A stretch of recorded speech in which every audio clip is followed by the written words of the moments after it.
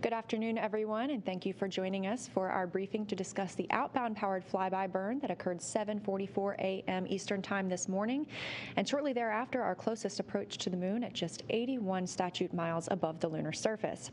Additionally, today we're going to be discussing the post-launch assessments of the Space Launch System rocket and Exploration Ground Systems at Kennedy Space Center. Joining me today, I have Mike Serafin, the Artemis 1 mission manager, Judd Freeling, a flight director, and Howard Hugh, Orion Program Manager. We're going to start off with some opening remarks from our guests before we move into the Q&A portion. And with that, I'm going to turn it over to Mike. All right, thank you, Leah, and good afternoon. Thank you for continuing to follow the Artemis program and the Artemis 1 mission. Right now, we are setting up to orbit the moon. We had the big burn called the outbound powered flyby occur earlier today, and that was, to date, the largest propulsive event as Artemis is hunting the moon to accomplish the distant retrograde orbit in our stress test of the Orion spacecraft. As we enter the middle leg of this mission, we've largely completed the outbound leg towards the moon. We're going to have a period of time circling about the moon in the distant retrograde orbit, and then we're going to have the return leg. And if we could bring up the Artemis 1 mission map, I'll walk you through a couple of key decisions here.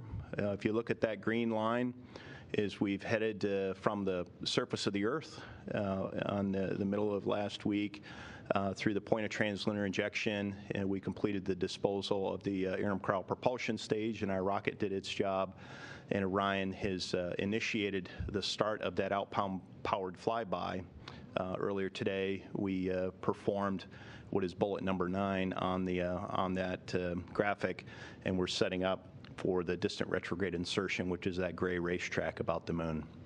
So that first leg, the green leg, is largely complete, and we will officially enter that distant retrograde orbit when we complete the distant retrograde insertion here later this week.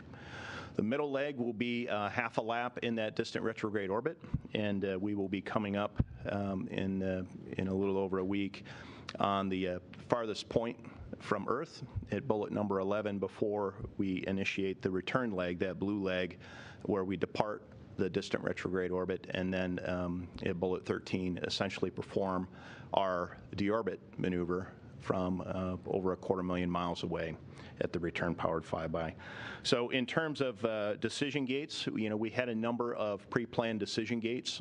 The mission management team is going to meet on the following dates to set up for the key decision gates. We could adjust these if we need to, but on November 30th, we will meet to discuss departing the distant retrograde orbit, which is essentially reversing that 2-maneuver sequence through bullets 12 and 13 on that mission map. And that sets up the distant retrograde departure on December the 1st, followed by the return powered flyby on December the 5th. A following decision gate will occur on December the 5th. Now that we're setting up the return leg home, we will be meeting to decide to deploy the recovery forces. A joint U.S. Navy and NASA team will depart on a recovery ship from Naval Base San Diego, and that will set up for the ship's departure on or about December the 6th for the recovery zone in the Pacific Ocean. And then on December the 8th, Judd will bring in a recommendation as our entry flight director, along with Melissa Jones, our recovery director, in combination with the U.S. Navy, and we'll pick a landing site out in the Pacific, and it'll be based on a whole host of factors, but also weather. We've got to decide where our best weather is, and we could sail up to 1,200 nautical miles from our nominal landing site uprange and still meet our entry conditions. So those are the 3 big decision gates: November 30th, December 5th, and December 8th. In the meantime, the mission continues to proceed as we had planned, and the ground systems, our operations teams, and the Orion spacecraft continue to exceed expectations, and we continue to learn along the way about this new deep spacecraft. In terms of the mission management team, since the last time I spoke with you, we did meet on Saturday, November the 19th, which was flight day 4. We had a 2-hour decisional meeting, which the decision was whether or not to commit to the distant retrograde orbit. The vehicle systems were very clean. We were working only a number of funnies in terms of what I would call a difference from what we expected the vehicle to perform, but none of those were constraints to committing to the distant retrograde orbit. So all of the team members polled as go for the distant retrograde orbit, and then our flight ops team executed the outbound powered flyby earlier today. We did also on Saturday discuss two special topics, which I'll elaborate here in a few minutes. And the first was the Space Launch Systems post-launch performance report, as well as the Exploration Ground Systems post-launch performance report. We did not meet on Sunday, November the 20th, largely because things are going really well. And I think the fact that we didn't meet on Sunday is a great sign. We also worked some feedback from the media and from the team on keeping and improving the flow of information and expediting imagery, and that I hope you're seeing some improvements along the way. But we did hear the feedback, and we are working on that. Today, we met as a mission management team for 1 hour, and it was a non-decisional meeting, but we largely resynchronized the team. We discussed the results of the outbound powered flyby. We talked about a exterior imagery survey of the spacecraft using the solar array wingtip cameras. We looked at the back shell thermal protection system, as well as a number of external surfaces on the spacecraft, and there were no concerns identified as a result of that external survey. And we do have two anomaly resolution teams currently in work under Howard's mission evaluation room that are reviewing some bits that are being set on the star trackers periodically that we're recovering with the power cycles, as well as some funny indications that we're seeing on the power system, and those are again not seen as hard concerns or hard constraints. We're just trying to understand those better as we're flying and executing the flight test in the flight environment. So those are the decision gates that we have ahead of us, as well as the recent activities with the mission management team. In terms of the post-launch performance summary that we had with the Space Launch System rocket, I will simply say that the results were eye-watering. The rocket performed and/or exceeded expectations. Everything was either on predict or off by less than 1%. In fact, it was off by less than 0.3% in all cases across the board. The day of launch, we had the solid boosters. They had a propellant bulk temperature of 77 degrees, which is well within the mid-range. It wasn't on the hot end like we had for the prior launch attempt, and it's certainly not on the cold end of what's tested. It was in the mid-range. The boosters performed as planned and as predicted. The core stage performed as planned and as predicted. The insertion altitude, we missed by 3 nautical miles. We planned on a 972 by 16 nautical mile orbit. When you think about the size of the system that we have and how much performance it puts out, when the engines are at full throttle, we're producing 2 million pounds of thrust out of the 4 RS-25 engines. The core stage engine shutdown missed by 7 feet per second, which is simply remarkable. That is well within the error and noise bands of the system. In terms of the interim cryopropulsion stage, it was spot on in terms of the translunar injection as well as the disposal. The RL-10 engine on the interim cryopropulsion stage set a record for the duration for the translunar injection burn. It is the longest firing in the history of the RL-10 program at 18 minutes. There were no failures on the entire Space Launch System stack, and there were 5 observations. None of those are of consequence or of any particular constraint to the flight of crew. All of the separation events, again, were as designed and as predicted. So again, we had eye-watering performance of the Space Launch System rocket. In terms of the Exploration Ground Systems performance, we did go all the way from the operations in the firing room to the activities at the launch pad and the mobile launcher and the pad itself. We reviewed all of those items. We do have some images here for you. First and foremost, the kindler and gentler loading operation that we learned out of the prior launch attempts performed as expected. The team operation was great as well. And we successfully executed the load there. The software for the Launch Control Center and the handover of the command and control, again, met all of our expectations. The ignition overpressure and sound suppression system to dampen the acoustic shock and keep the deck of the mobile launcher protected from the flames of the Space Launch System as it lifted off, performed as expected. The mobile launcher umbilical releases were all within specification and performed as expected, and the mobile launcher structure itself held up well, and the structural inspections have all passed there. If we could roll the video of the drone footage of the mobile launcher, this is essentially a top-down look of the entire mobile launcher, and this is the side that faces the rocket as it lifted off. You can see all the umbilicals in the retracted position, and we will go all the way down to the deck of the mobile launcher here. And we do have a little bit of discoloration simply from the heat of the rocket, but all of the interfaces are in good shape. The mobile launcher itself it has a little bit of damage to it, but it will be ready to fly the crewed launch on Artemis 2. And here we are looking down into the flame trench.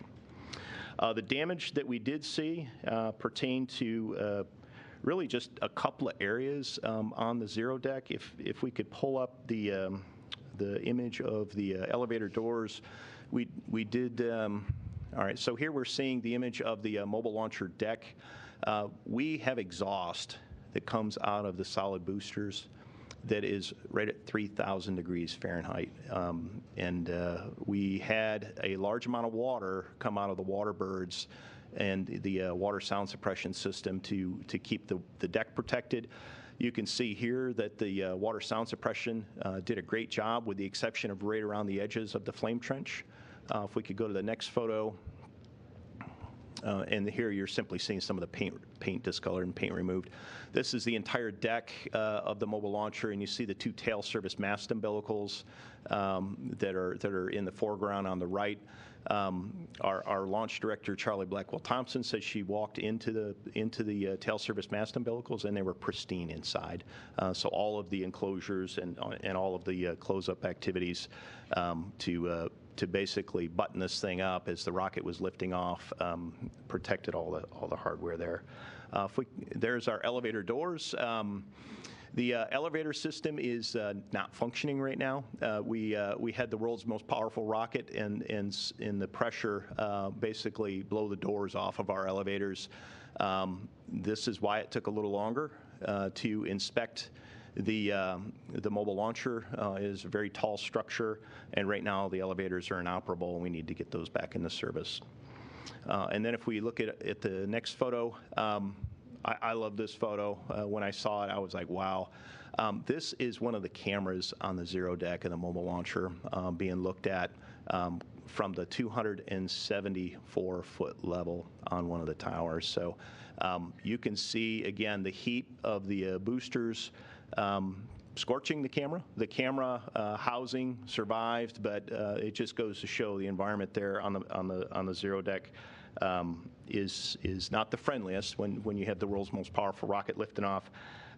Again, that said, we did a thorough inspection of the mobile launcher, and it has passed.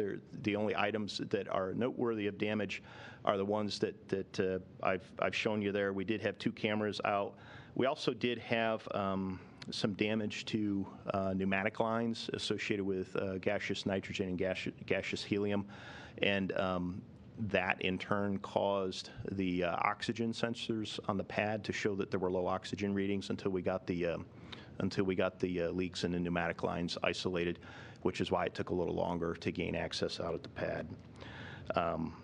In terms of did we find any flight items? You don't want to find flight items at the pad, right? In terms of did we find flight items, we found two.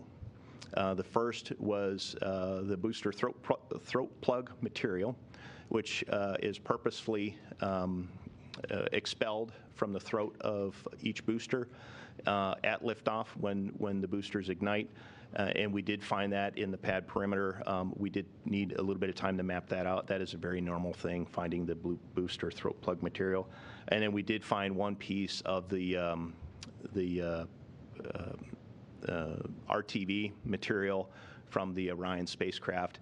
It is unclear whether that was actually liberated during launch or whether that was released during the hurricane, but it was found on the infield. So overall, again, a very clean system. The exploration ground systems exceeded our performance. We did have a little bit of damage, and the mobile launcher will be ready to support Artemis 2, and we had accounted for that previously in our replan and our budget for the time between Artemis 1 and 2.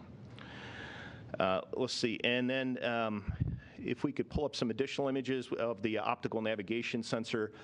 We have been testing and certifying the optical navigation sensor, and here is a view of Earth from our optical navigation sensor on board Orion. And then the next image, I believe, is of the moon from the optical navigation sensor. And this is essentially an alternative means of gaining or updating our navigation on board the spacecraft. The last image that I'll show and share with you is the much sought after Snoopy image, and we did get an image released today.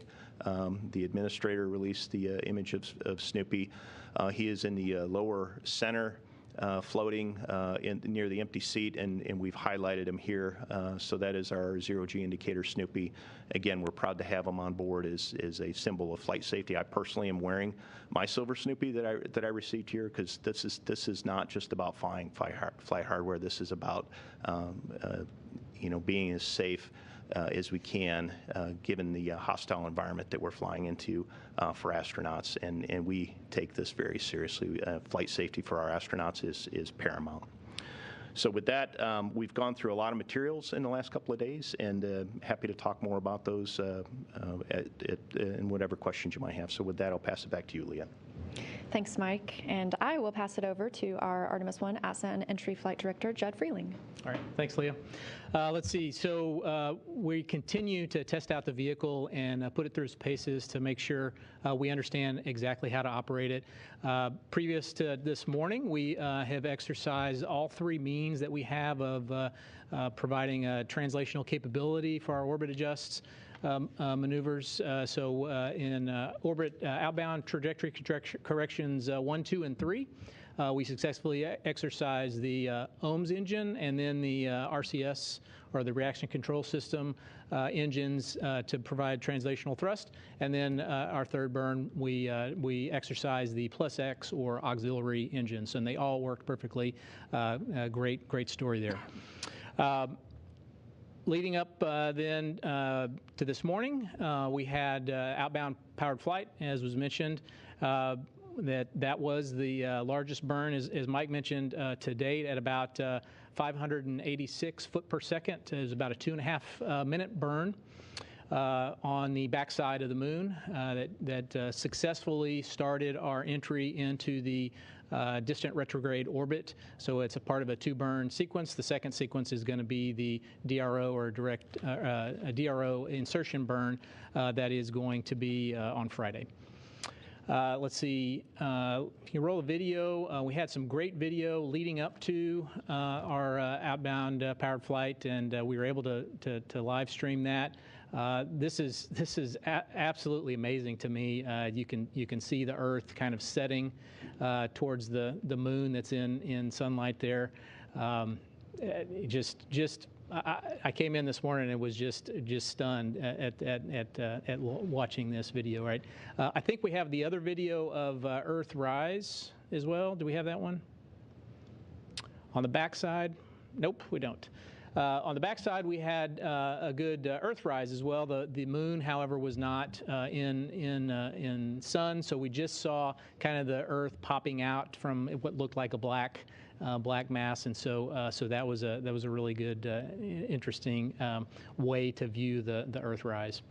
Let's see. I think we have another picture here of the trajectory that we took as we went across the moon's surface. So the first one kind of gives an overview picture of the trajectory. Here we go.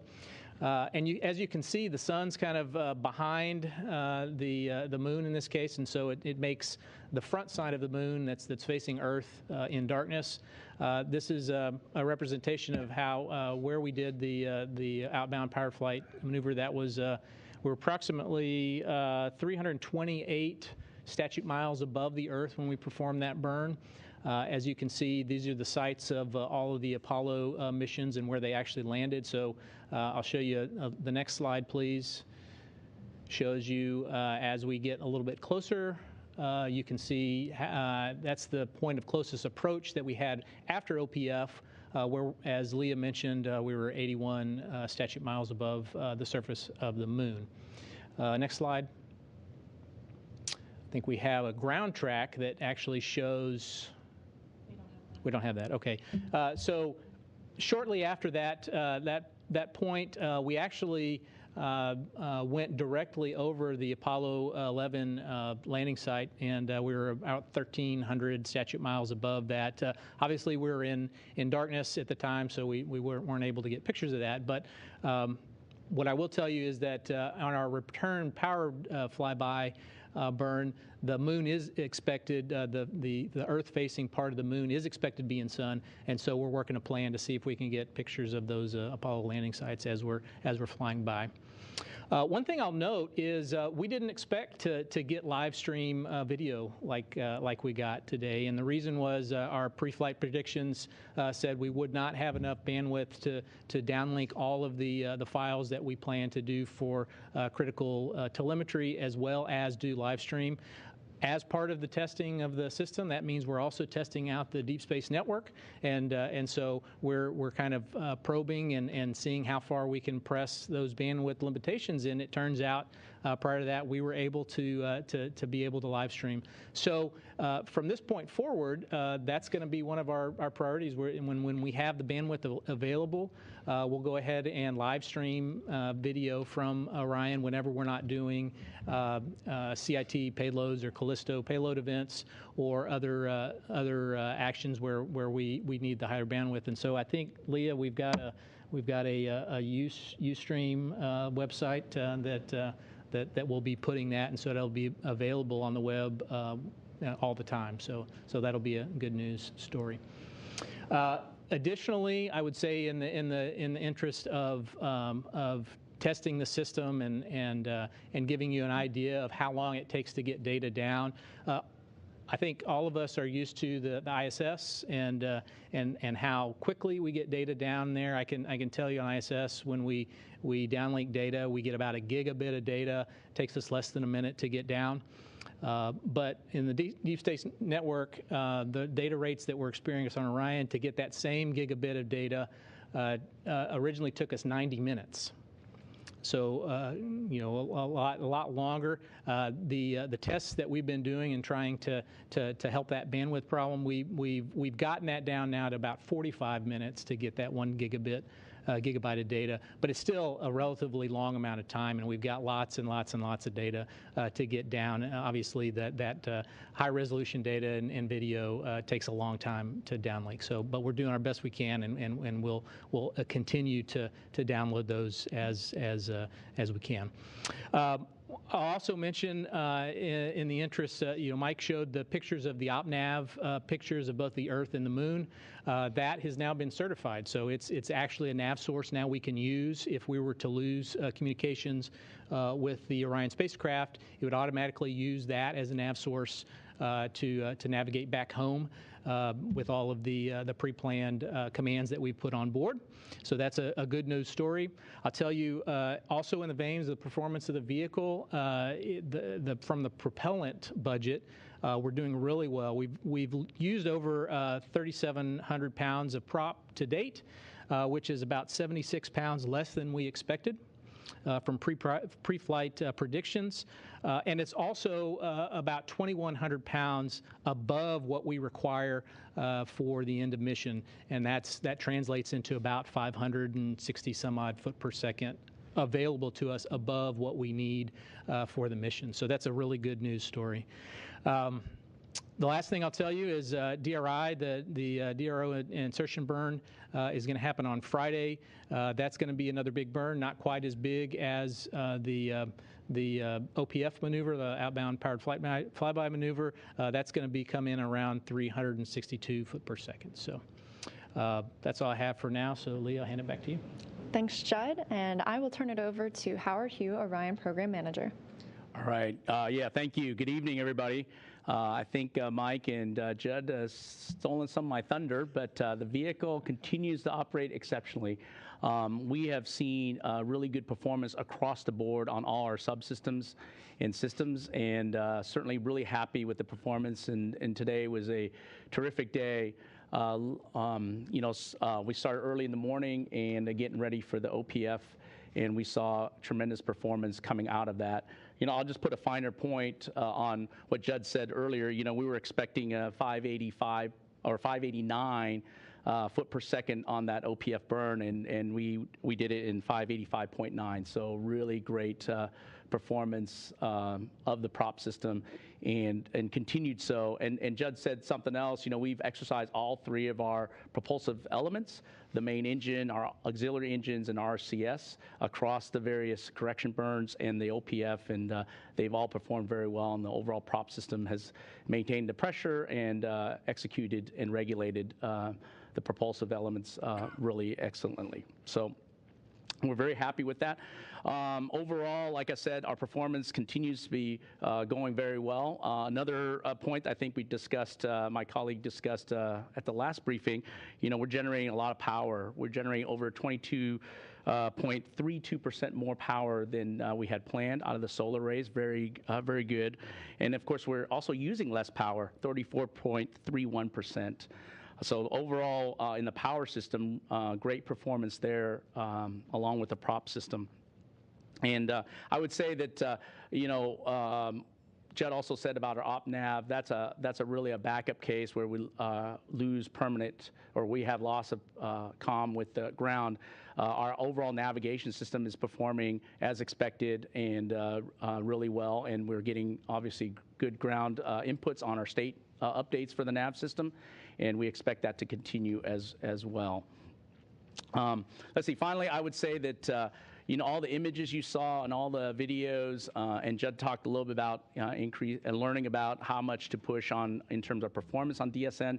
It took, I would thank the flight control team, and our engineering team. They did a great job last night of trying to figure out how we can best position ourselves to get all these great images and great videos that we've seen throughout the day and what you've seen today, and really thank the team, because I think the team has done tremendous work giving us the highlights of what the mission images and all the video that we've seen, and really happy to see what we see from the moon, and of course looking back on the Earth.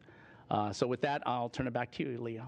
Thanks, Howard. And a live view now inside the White Flight Control Room here in Mission Control Houston of those teams working around the clock all the way through splashdown. So we're going to open it up for question and answer at this time. If you are on the phone and would like to ask a question, please press *1 to raise your hand and *2 to withdraw your question if it has already been asked.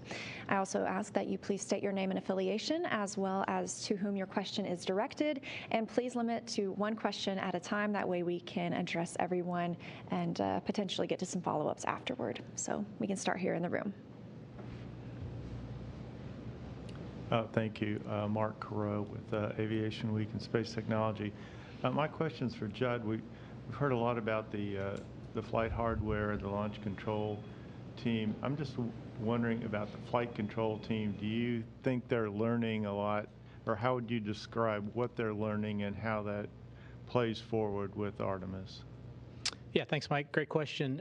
So you're absolutely right. Not only is this flight about learning about the hardware, but it's also learning about how the humans interact with the hardware. And I would say we absolutely are learning a lot about just the few examples that I gave you about how do you how much off predicts are you going to be, what kind of ways can you optimize performance of the vehicle, how do we do the burns in an efficient manner? You know, what do we do to prep the navigation system for them? So it's all kinds of things that we learn that you just can't simulate, because our simulators are only as good as what we thought and predicted pre-flight. And so now we're getting a really good opportunity to kind of anchor not only the engineering models that Howard has, but also the operational models that we're using in the control center. Okay. Another here in the room. Gina Sinceri, ABC News for Howard. Last week after launch, you said you dreamed of this since you were a little kid. Is it living up to your expectations? Above and beyond, I would say. I was telling somebody today that you know, we're coming in every day, and it doesn't seem like work. I mean, it is just fabulous. I want to hear the information that's coming from the spacecraft, learning about the spacecraft, and being excited about what we're doing, and it's just been phenomenal. I've got a big smile every day. I just see people and I'm smiling, and it's just been terrific. Thank you. Eric Berger with Ars Technica. I think a lot of us share that excitement too, Howard. A question for you and then one for Mike. First of all, you said you did an exterior survey. I know MMOD was a concern on this flight. Were you able to get any data on that? It sounds like it looked pretty clean. And then for Mike on the EGS question, you know, you've got plenty of time to work on this for Artemis 2, but in the future you'd like to increase cadence. So are there steps you can take to sort of mitigate the damage that occurred to the mobile launch tower from this flight, to sort of that you'll be able to address that? Just any words on that would be helpful. Thank you. Yeah, let me start. So Mike mentioned we did, our engineering team did a full look at the entire spacecraft with the images we got from our solar array cameras, and cleared it. No MMOD damage that they could see. And so I think it was an exhaustive analysis that the team went through already, and they actually cleared us for re-entry. So it was a really good set of work by the team. Of course, they'll continue to look and investigate if they see anything else from the images, but so far it looks really good from our surveys. Yeah, and Eric, thank you for the question. In terms of the operations at America's Spaceport and the Cape associated with getting Orion and SLS ready to fly, we've learned every step of the way, whether it was back in what we called offline processing, which was where we loaded the rocket, or I'm sorry, the upper stage and the spacecraft with hypergalls and high-pressure gases, or whether it was stacking the vehicle in the vehicle assembly building, or whether it was the roll operations or the pad operations. The team has gotten more and more efficient as we've gone through that. Certainly the level of automation has improved, and we still have a few things that we will improve in terms of automation. We will also have, you know, in terms of vehicle turnaround or the pad turnaround, we will apply whatever lessons learned we took from this launch. We are still going through some of the findings and seeing what those mean. The umbilicals and the hydrogen leaks are certainly a key focus area, and some of the software automation in the Launch Control Center are key focus areas. All right, we will turn to the phone bridge for some questions. First up is Bill Harwood with CBS News. Hey, guys, thanks very much. One quick question for Mike Seraphin. Based on your data review, if you had astronauts on board for this flight, would anything have changed so far? In other words, are the funnies and things like that you've seen, would they have been sufficient not to press ahead today, or would they be just fine as is? Bill, thank you for the question.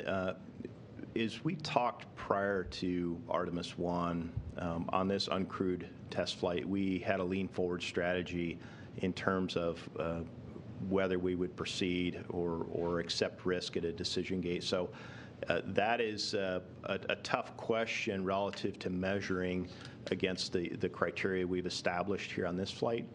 But that said, in terms of overall system failures, we haven't seen a single thing on the rocket or on the spacecraft that would have caused us to question our reliability or our redundancy, which is why this has largely been a nominal mission. We've proceeded through all these decision gates.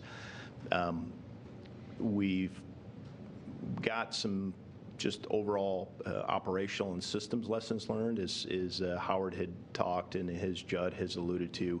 There have been a number of things where our plans and our predicts didn't quite match what we thought from an engineering and from a modeling standpoint, we will in turn roll that into crewed flight. But overall, it's been largely a green light flight in terms of the decision gates, and that is a very positive thing. I would just keep in mind that that's in the context of this uncrewed test flight where we do have this lean forward strategy. Up next on the phone, we have Andrea Leinfelder with the Houston Chronicle. Hi, thanks for taking the question. So my question is for Judd.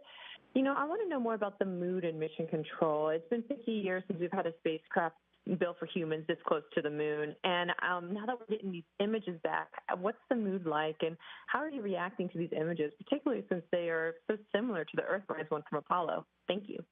Yeah, thanks. That's a great question. I would say, I would characterize it somewhat, at least the folks that are in the viewing rooms around the flight controllers, as giddy.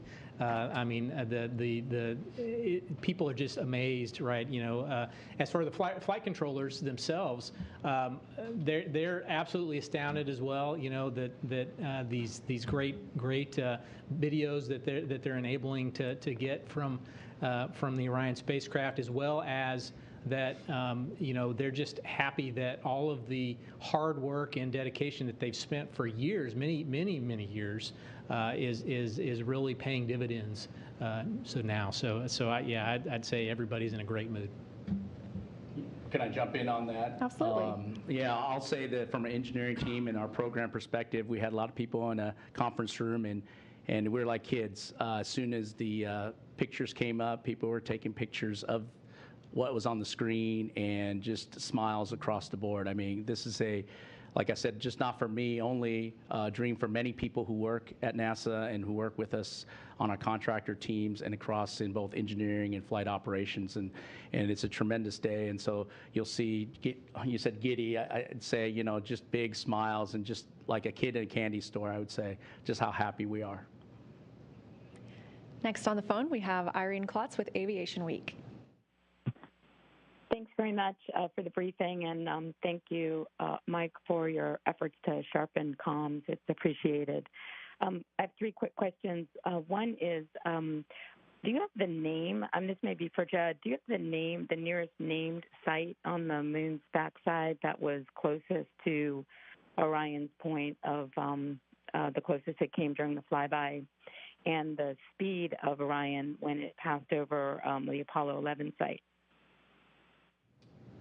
Let's see. I do not have the name of the closest site when we were at closest approach. We certainly can get you that. So, Leah, I think we can get Irene that afterwards. And as far as, I didn't understand your question about the Apollo 11 site. How fast was Orion moving when it went over the Apollo 11 site? Yeah. And then my other one is, how much time was there a comms? How much time was Orion out of comms in all? Yeah, so we were out of comm for about 34 minutes, and we were going about 5,000.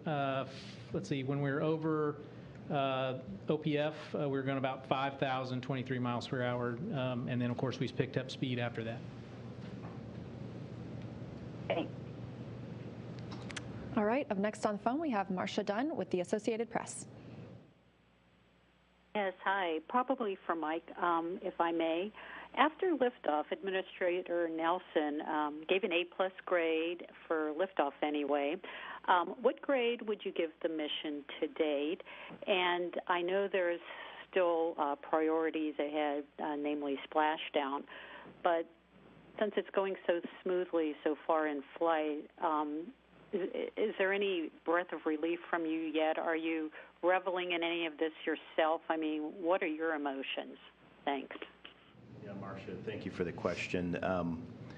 We are on flight day 6 of a 26-day mission, so I would give it a cautiously optimistic A+.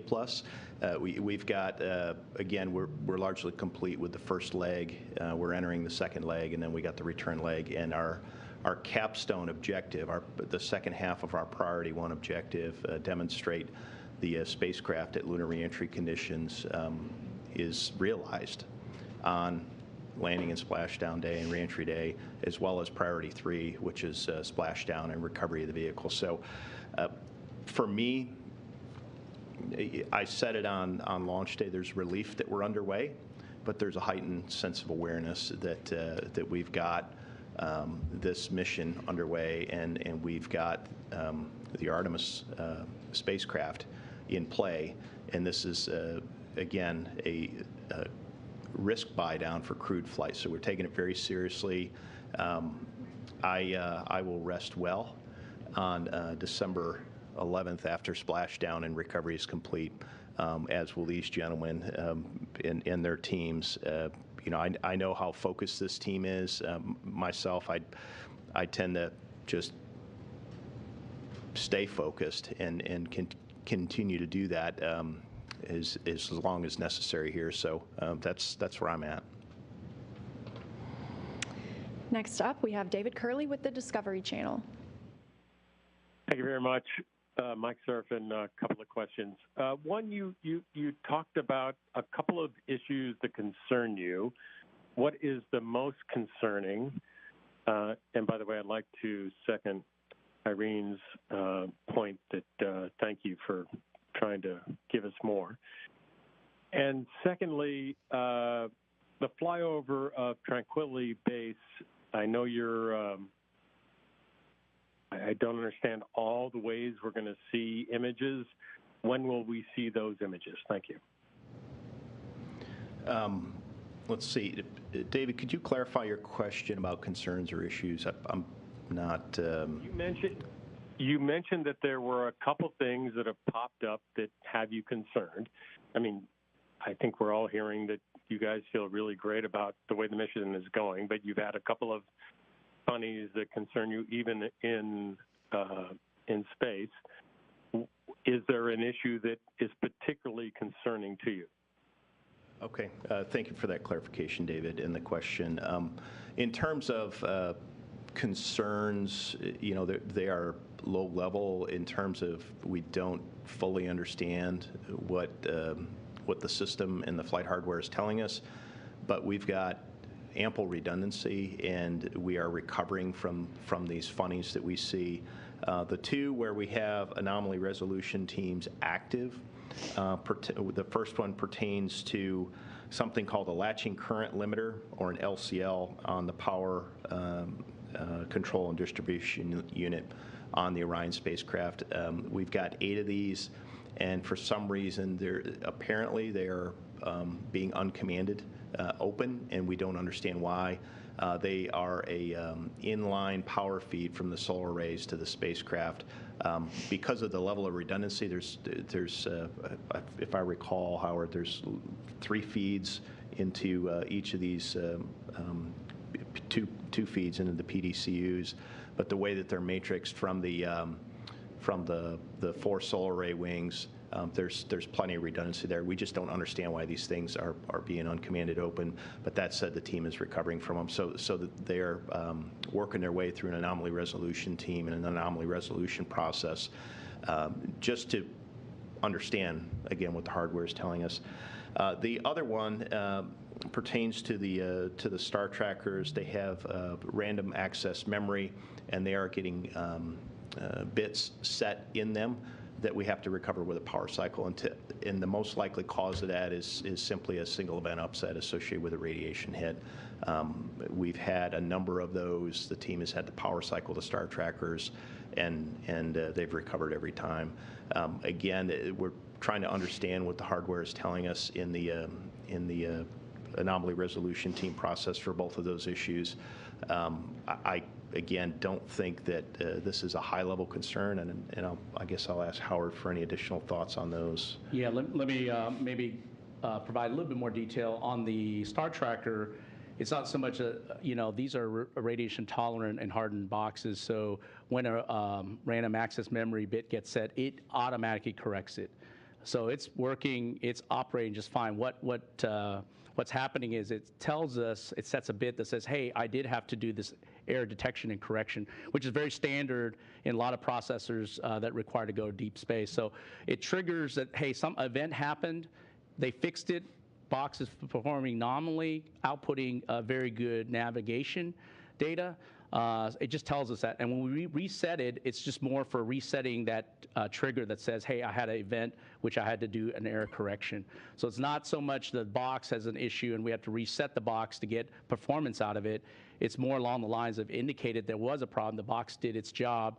It changed, or it did the correction on its own as planned, and then it moved forward, and that's what we're doing. And we've learned a lot from actually our other organizations or other programs. We've talked a lot about them. A lot of people have seen similar events with their star trackers, and that expertise and that knowledge we've been getting shared with other programs. We're collecting that information and reflecting that with our data that we've got. So certainly great data in terms of operating environment that is in deep space and that radiation environment, and good to know that other programs have seen something similar. We'll try to match that up with our experience base and our data, and we'll have a good information for the MMT coming up. Yeah. Thank you for that, Howard.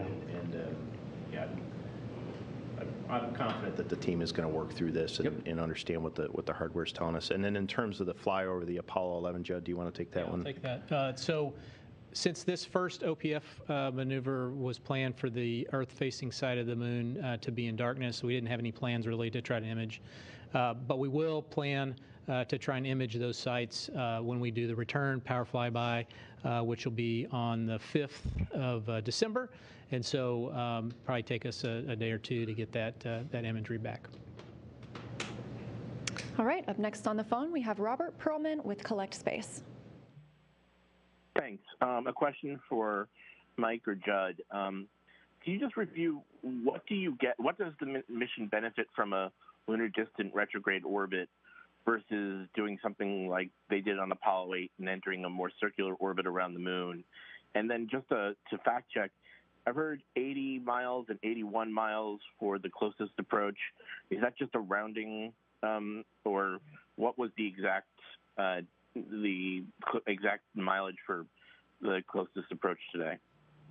Do you want to take the mileage, and I'll handle the DRO, Jim? Yeah. So the closest approach we had to the moon was 70.51 nautical miles, which translates into 81 statute miles. Okay. And Robert, thank you for the question about the benefit of the distant retrograde orbit.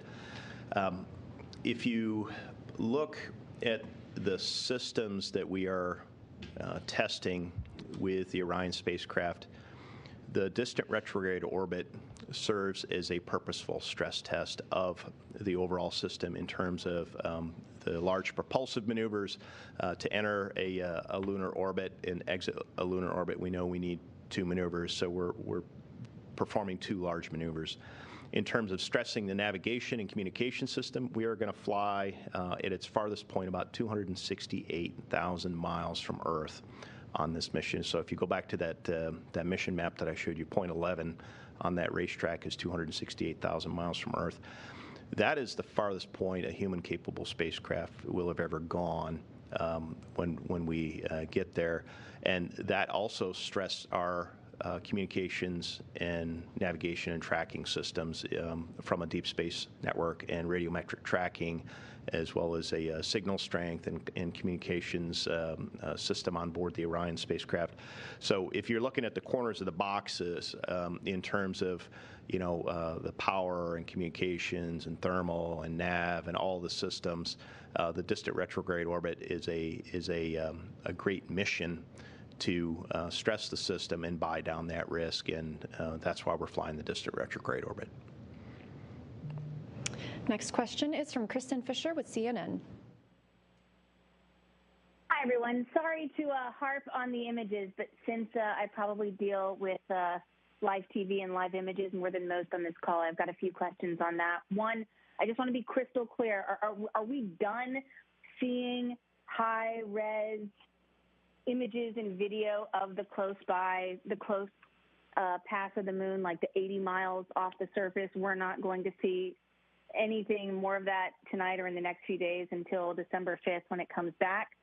That's question number one. And then question number two, I understand that it takes this is not the ISS. It takes more time to get these high-res images down. But are you guys seeing live videos in the control room before we do? And if so, why can't y'all share that data in real time? And we appreciate, being able to see it as it approached the moon, but now and at other times, I guess, why not share, even if it is low res and not the greatest quality, why not just put that all out there for everyone to see so that, fans of Artemis can follow along live and in real time?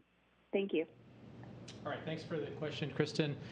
So as far as this morning, the images, again, so at the closest approach, the moon facing the Earth part was in darkness, so we don't expect to get very good, clear images of the moon while it was coming into view. But we will downlink those particular high-res videos that we took continuously, both when we were on the backside of the moon and as we were coming through. So it will take us a few days to get those particular images done. The question earlier was about, can we get specific images of the Apollo 11 site? And again, during return power flyby, we expect the Earth-facing part of the sun, of the moon to be in sunlight, and so we will get pictures that will be much better. And it'll be a couple of days after RPF that we will downlink those videos. As I mentioned, Kristen, we did not expect to be able to see live stream video at the same time we're doing all of our file downlinks, and so this was something new that we just learned a day or two ago that we would be able to do. And so as soon as we were able to downlink live stream video of somewhat low res quality, still as you see from the video that we put out on NASA TV, it was still pretty spectacular. But now that is going to be the new normal. We will live stream camera data because we have now figured out that we have the ability to do that and downlink all of our data in high-res resolution data at the same time. So we will put that, and I think they put a website out here where you can go ahead and view that live stream data all the time. So as soon as we have data that we're streaming, we'll send it out to the web so you guys can see it. And I'll just pile onto that one, Kristen. We will absolutely share more imagery from what we saw today during the outbound powered flyby and the close approach to the moon. As I was leaving the Mission Control Center to head over here today, I'm walking down the hall and I had somebody grab me and say, "Hey, Mike, you need to see this." And they walked me up to a computer, and it was our imagery integration team, and they showed me 4 images of the Orion spacecraft with the solar array wingtip, its service module in the foreground, and then very high resolution images of the moon where it's getting larger and larger and larger, and you could see the curvature of the trajectory and as the spacecraft approached the moon, and you could see individual surface features on the moon, craters and just little contours. That was as I was headed over here, and that is yet to come. So we've got a lot more.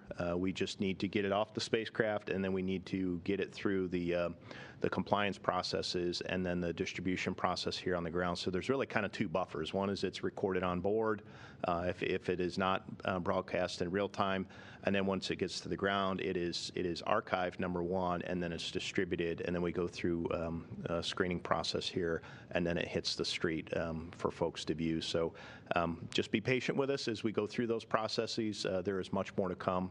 It may have been yesterday's news, but when we get it to the ground, we get it distributed, it'll be the first time everybody sees those images, and I can't wait to see more of what we've captured. I'm excited to say it is today's news. Those are live. Those are live online. Those images that you were just discussing with Orion and the moon as it approached the outbound power flyby burn. You can find those on our Johnson Space Center Flickr account as well as on images.nasa.gov. But on Flickr, there is an entire album dedicated to Artemis 1. We are uploading those as quickly as we get them. We love to see them too. And additionally, with that live link that's going to be available, there will be some intermittent periods where we don't have views from the spacecraft, but it is a great opportunity to take a look and see what Orion is seeing for itself. Additionally, we're working on a different link that'll be a little bit easier to find too, so just wanted to give it to you as soon as we had it. Our next question is from Daniel Regaria from Ardroni. How are you doing? Congratulations, first of all. It was amazing to see today your live streaming. The question is, if there were people on board, if there were astronauts on board Orion, everything went okay on this flight, like to fly around the moon? I'm talking about G-forces, environmental things like temperature, pressure, all things. Thank you. Have a good day. Yeah, I did not follow the question. Could you try to repeat the question? Oh, yes. Imagine you can put right now astronauts on board of Orion. Was everything okay to fly on this first flight on Orion? Like temperature, pressure, environmental things like G-forces on the launch, and all of this trip. Yeah, thank you for the question, Daniel. So you're asking if people were flying on board, what were the cabin conditions be like in terms of temperature, pressure, and G-forces? We certainly, from the launch phase all the way through the separation events, it was what we anticipated in terms of G-forces and going through the launch phase. Towards the tail end of the launch profile, the rocket did go into a 3G throttling profile, so that was the maximum amount of force that we saw on the acceleration. And then in flight, we have a shirt sleeve cabin environment. It's in the 70-ish degree range, maybe a little bit warmer than that. And then when we come home, the capsule is expected through the direct skip reentry to see a peak set of G-forces in the 4.5 times the force of gravity range. So in terms of humans' ability to fly on the vehicle, based on the data that we've seen thus far, all signs point to, yes, we're on a good path to do that. And Judd, if you have anything to add to that one. Nope. I would say also, since this is an uncrewed mission, we don't have the environmental control system that we would have on Artemis 2, and of course, Artemis 2 is going to be that's going to be one of the huge objectives, is to test out that environmental control system, to condition all of the atmosphere in Orion. So, but all that being said, the pressure is going to be 1 atmosphere-ish around 14.7 psi, I think, and similar to what you would have, as Mike said, is a shirt sleeve environment. Yeah. Howard, anything to add to that? Yeah, I'll just, the picture popped up a little, just a second ago or so. We've got Moonican Campos, we've got accelerometers on the Moonican. I mean, that's one of the things we're measuring, as well as we experience all the flight phases, and certainly very important as we land with the crew capsule and make sure we're measuring and understanding the environment that the crew would be in, besides obviously the shirt sleeve environment and the temperatures that we would experience. Yeah, so that's a great point, Howard. So the response that I gave you, Daniel, was based on the telemeter data that's coming to the ground, based on what the rocket and the spacecraft are telling us. But we actually have witness sensors on board the spacecraft from the perspective of where an astronaut would sit through Moonican Campos and some of the other Moonicans that we have on board. And we'll get that information post-flight. Thank you all. And we have time for one last question. This is Micah Maidenberg with the Wall Street Journal. Hey, all. Thanks for making time. Not sure who this would go to, but I was just curious about Callisto, the tech demo on board. Any initial indications about how it's performing or what you're learning from that demonstration? Thanks a lot. I think we've had a couple of already live technology, assessments of the Callisto payload, and it's operating very well. across the board. We've getting good visuals and good communications, and thanks to Judd's team allocating some bandwidth to allow that to happen. And right now, based on those sessions, things are looking very well with that payload. All right, that's all the time we have for questions this afternoon. Thank you again to all of our briefers for joining us, all of you for asking questions. Our next live coverage will be of the distant retrograde insertion maneuver. That's Friday, November 25th, and we will be going live on air at 4:30 p.m. Eastern Time. Again, we do now have live streaming from Orion. That's at go.nasa.gov/3UUN7HR, and we are still working on a link for that. But you can also get daily updates at blogs.nasa.gov/Artemis. Additionally, we do have that Flickr album we mentioned, as well as images.nasa.gov, where we are sharing all the latest and greatest things we are getting from Orion. That'll do it for us today, and thank you all.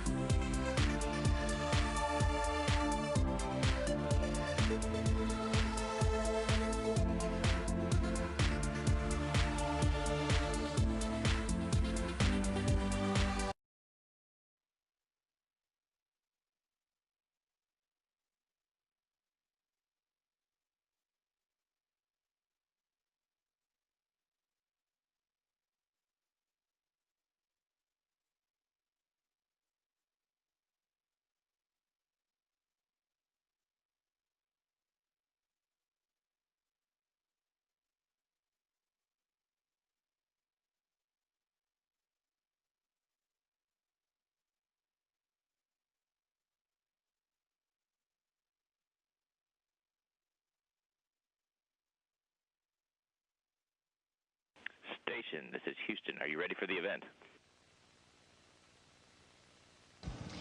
Houston, this is Station. I am ready for the event.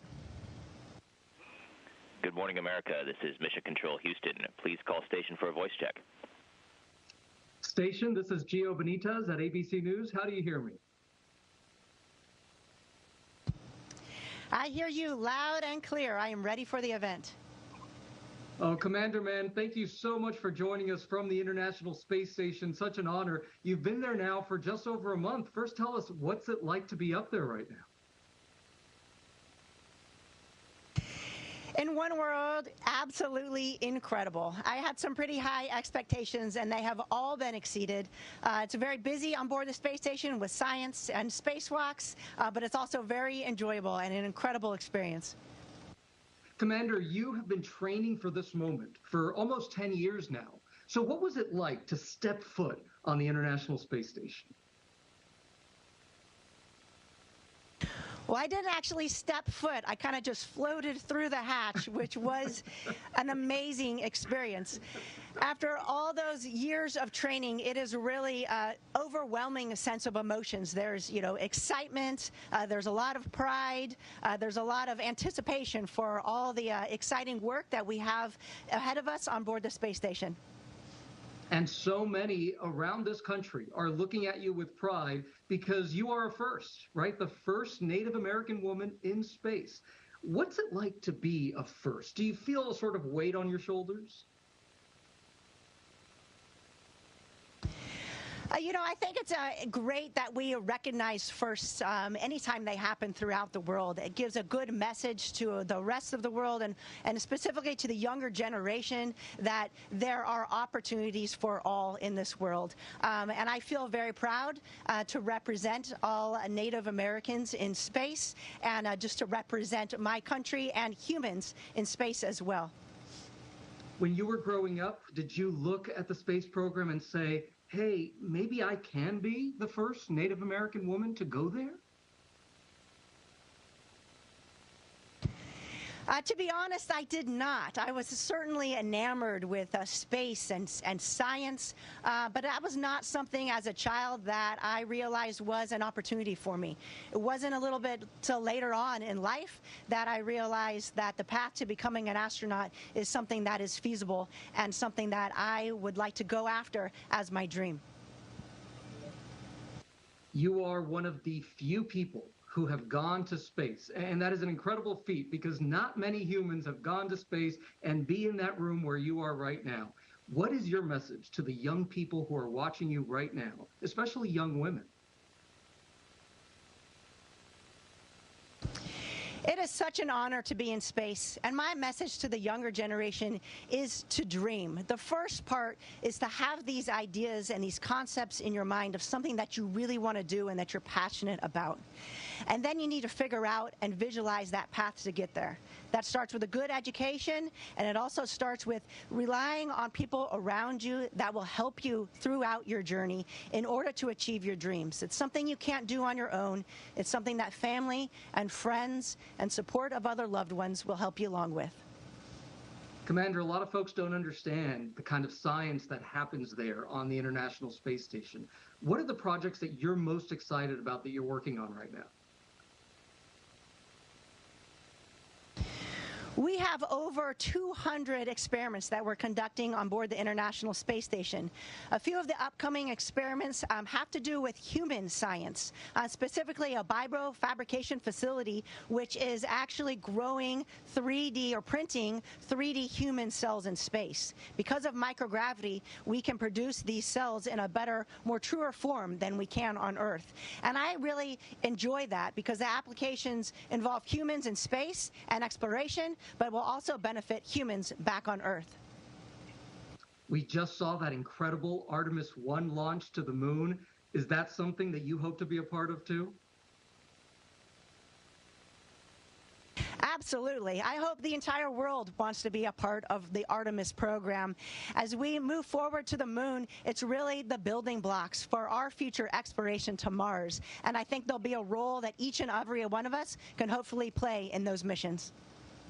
You know, I was speaking with former NASA astronaut Katie Coleman, and she told me what a different world it would be if we had seen a woman walk on the moon. And now that very well may happen.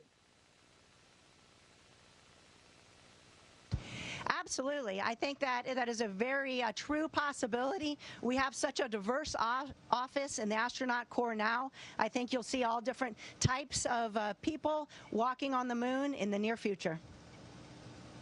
You've got several months left there on the International Space Station in zero gravity. What are you most looking forward to? There is so much to look forward to, and I feel like time is moving so quickly. I want to capture it all, but we have a couple spacewalks coming up that will keep us busy around the holidays. We have another cargo vehicle coming to visit, and of course, a lot of science on board. Personally, I plan to also spend some time just looking out that cupola window at our beautiful planet Earth and being thankful for everything that we have in this life. Has it changed you to see the world from that viewpoint? I think it drives home some concepts that you're aware of. You're aware of the concept that Earth is an incredible, fragile little ball floating in the universe, and that we have people around the world that can be united in our one planet Earth. I'm aware of those concepts and you think about them, but when you're actually in space and you look back at the planet and you see just that fragile atmosphere, it really drives home that point, and it makes it very, very true in your heart how important it is that we take care of our planet and how important it is that we unite as human race. Was there anything that surprised you when you got there to the International Space Station? You've got to live life very differently, don't you? You live life very differently, yes. It's surprising how it takes you a couple days just to adapt to microgravity, to floating around where you still don't bump into things, just to feed yourself and not lose all of your food when you're sitting in Node 1 trying to enjoy your meal. But your body gets used to it, and it's still fun. I still smile every time I float through the lab and just marvel at the idea that I'm actually in microgravity. We know that you are on the space station now with your Russian colleagues, and we know what's happening here on Earth with Russia and the United States and Ukraine. What's it like working with your Russian colleagues there now? On board the space station, I think we have a very unique responsibility to maintain focus on the mission, and that's exactly what we do. We work closely with the cosmonauts. In fact, they had a Russian EVA yesterday that was very successful, and we helped them with some of the transfer of those tools. We have a good working relationship on board, and we focus on operating the International Space Station and conducting their science, and that is our mission focus. Commander Mann, thank you so much for joining us. Such an honor. Thank you very much. It is an honor from the International Space Station. Godspeed. Station, this is Houston ACR. That concludes the event. Thank you to all the participants from Good Morning America Station. Please stand by while we configure video and audio communications.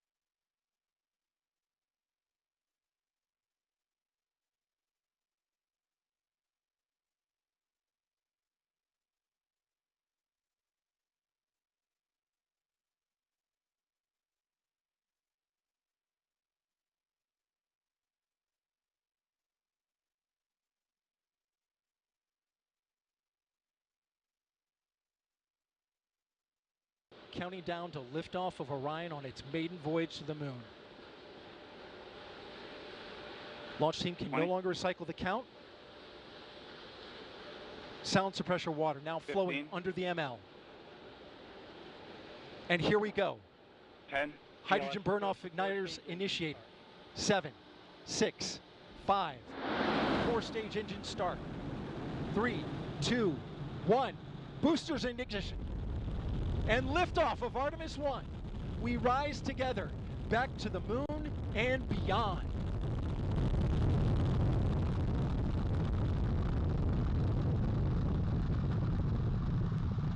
All 4 RS-25 engines on the core stage and 2 solid rocket boosters now propelling the vehicle at 128 miles per hour. Hearing good control on the roll from teams in Mission Control Houston. All good calls so far. Now 30 seconds into the flight of Artemis 1. First milestone will be for the vehicle to pass through max Q at about 1 minute and 9 seconds into launch. This is the greatest period of atmospheric force on the rocket.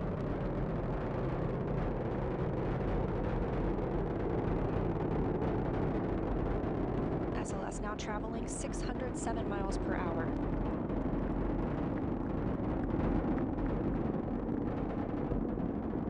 You're looking at 8.8 million pounds of maximum thrust. Quiet here in the loops in mission control.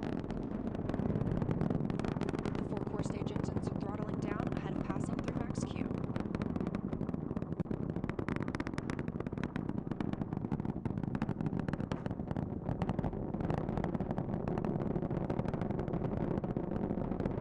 Now 1 minute, 21 seconds into the flight, traveling at 1,420 miles per hour. The 4 core stage engines are back at maximum thrust. The next major milestone will be for the solid rocket boosters to cut off and jettison at about 2 minutes and 11 seconds into the flight, so about 30 seconds from now. Again, quiet here in Mission Control Houston as teams continue monitoring the flight of Artemis 1. We're now 16 miles downrange from the launch pad at Kennedy Space Center, traveling over 2,800 miles per hour.